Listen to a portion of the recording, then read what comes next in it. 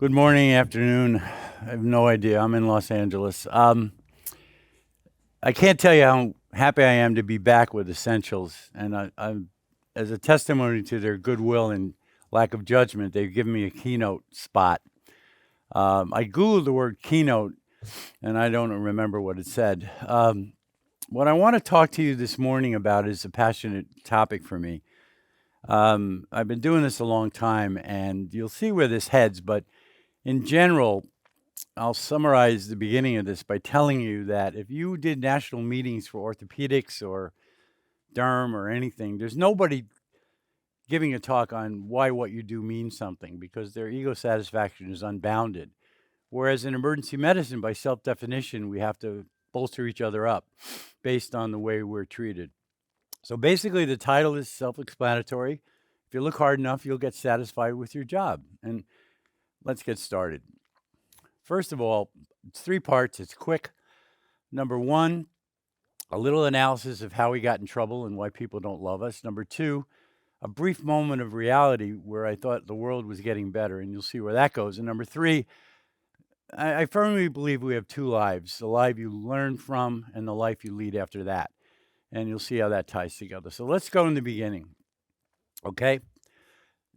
First disclaimer, there is absolutely nothing in the world that I would rather do than practice PGM. There's nothing.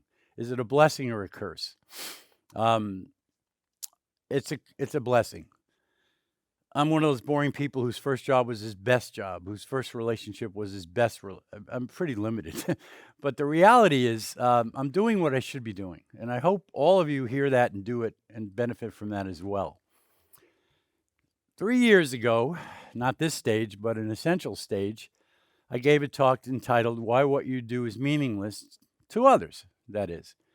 And I went through a whole bunch of reasons why nobody loves us, and I'm going to blow that quickly here. This is a job description. Now, I look at these recruiting companies and they say it's good weather, you get married, you make $1 million, you never work. Well, let's look at a real job description of what your lives are like. You have to work all hours, every day, 365 days a year. Number two, you have to say hello and take care of anybody who comes in, which I applaud you, without any pre-screening. Trust me, as you avail yourself of the healthcare system in this country, there are a lot of screens that are in place that make boundaries for what you do. We don't. You have whininess and entitlement to all patients. I used to think it was just well-funded people who are entitled, but I think we know the real answer. I drive around my city, your city, any city, and I see how long my waiting room time is. To me, this is a sin against nature. I've had people in a room say, "How long is this going to take? How long is this going to take?" And I'll say, "Well, lucky for you, it's fast and careless night. We're just going to blow through your health care." I have to and we'll talk about this, negotiate with subspecialists. We'll get into that. You got to get negative feedback from everybody. And then you get a press ganey handed to you and a salary cut and whatever. And then you have to solve everything. I always tell my students that the medicine gets easier with the year, but the sociology is impossible. I'm telling you what you know. So let's look at the root cause of our denigrated specialty. And I have a lot of insight into this because I'm a pure academic, and I see it from the seminal points of med students on up to the attendings in the administrative group. Most of the people who are the powerful academicians in med schools are over 40.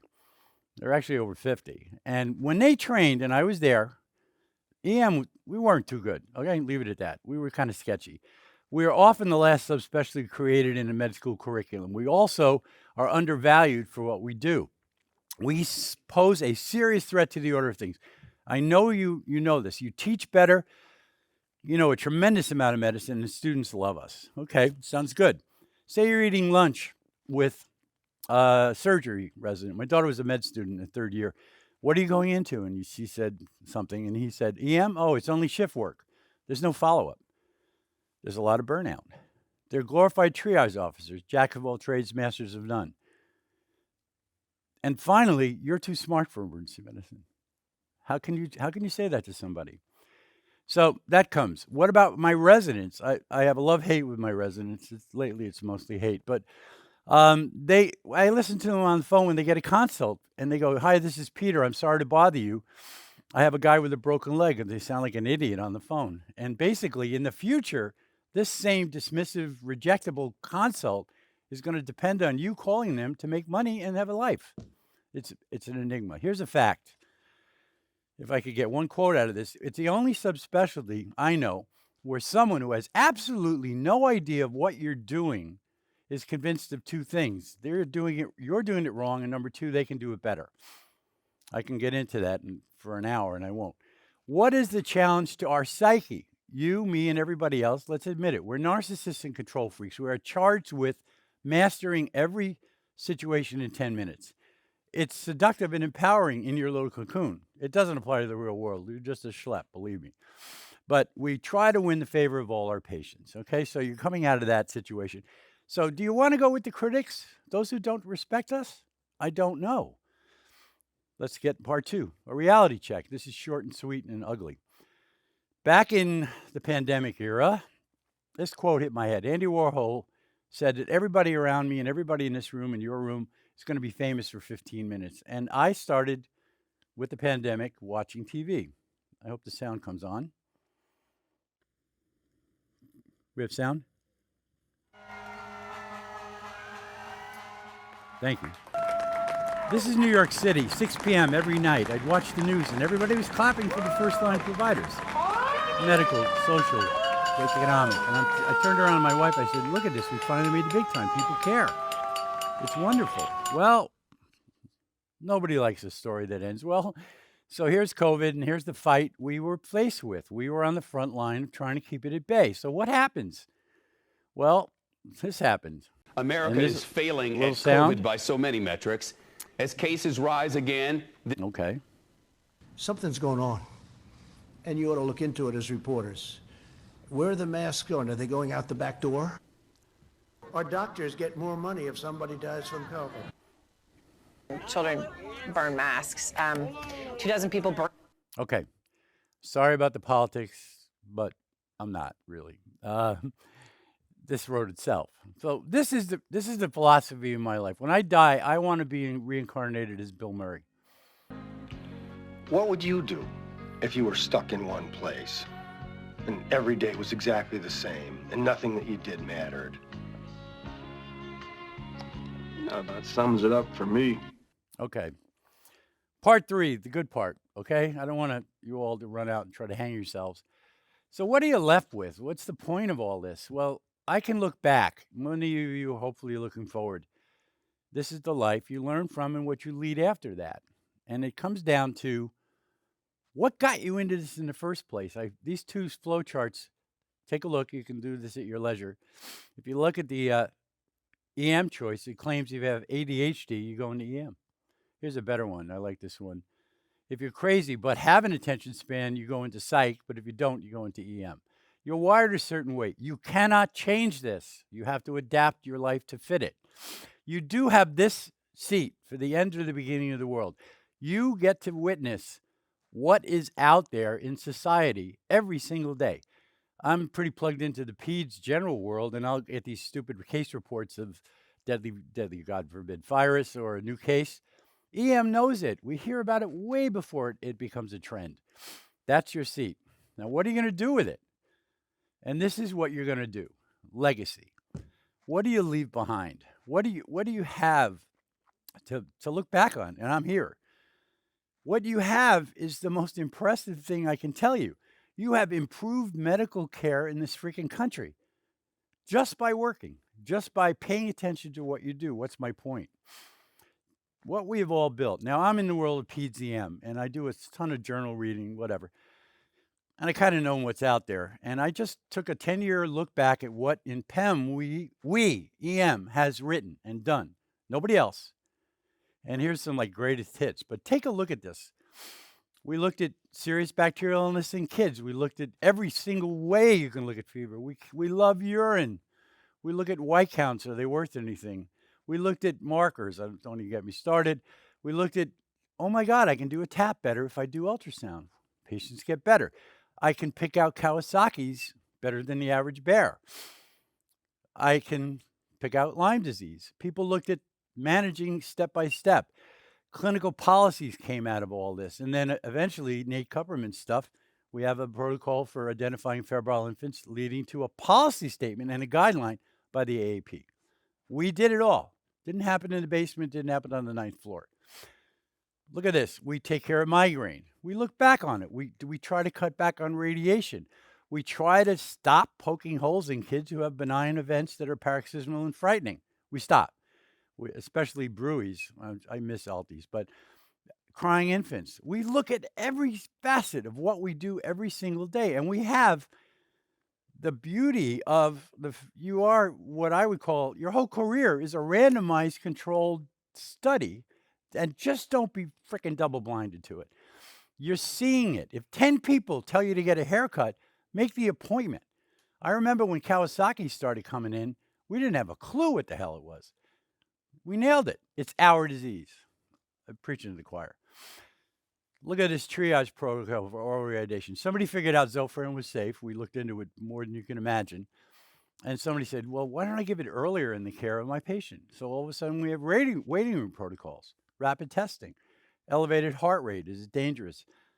I wish I had $1 for every endocrinologist who's given me the latest protocol for managing DKA.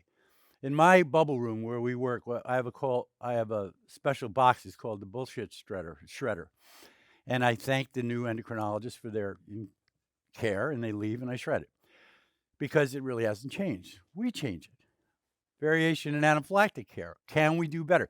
We actually are better at pointing fingers at ourselves than others.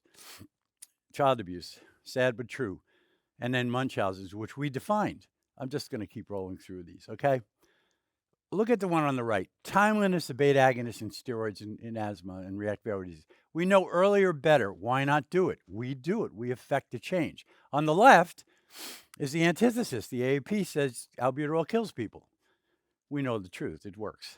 And then last but not least, the crowning achievement of PEM, could be EM, is the PCARN study with closed head injuries. And how many thousands and thousands of kids are not getting radiated anymore at a young age with an unnecessary test?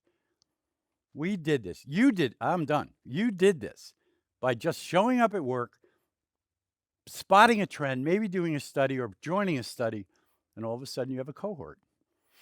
Now, in spite of that, sorry for the bad part, we lead in burnout. PEDS is down on the bottom. This is an old data point from Schenefeld. This just came out, the projections of our workforce in 2030. The match this year showed a decline in EM applications. And when they interviewed applicants as to why they're less interested, a lot of it has to do with the fact that we may be putting ourselves out of jobs with healthcare extenders. You can look at this at your leisure, but we still get the best and brightest med students going into EM. All right, so I'll end with this. Who in their right mind is going to take this job? That's one of my grandchildren. Hey, don't shame them. It's legal. Anyway, so how do we survive? Let's get to the point. Life is not that complicated. Work hard and be nice to people. Now, I know it's hard to be nice. It's difficult. But why not? It's so much less energy. And here's how you maintain your sanity. Number one, it's not rocket science. If you always do what's best for your patient, everybody else can go to hell. That's it. If that could mean incarceration, admission to psych, pick a flavor. Just take care of the patient. And you'll never be faulted. And Spike Lee had it right. Do the right thing. Okay? Now, this I Googled years ago.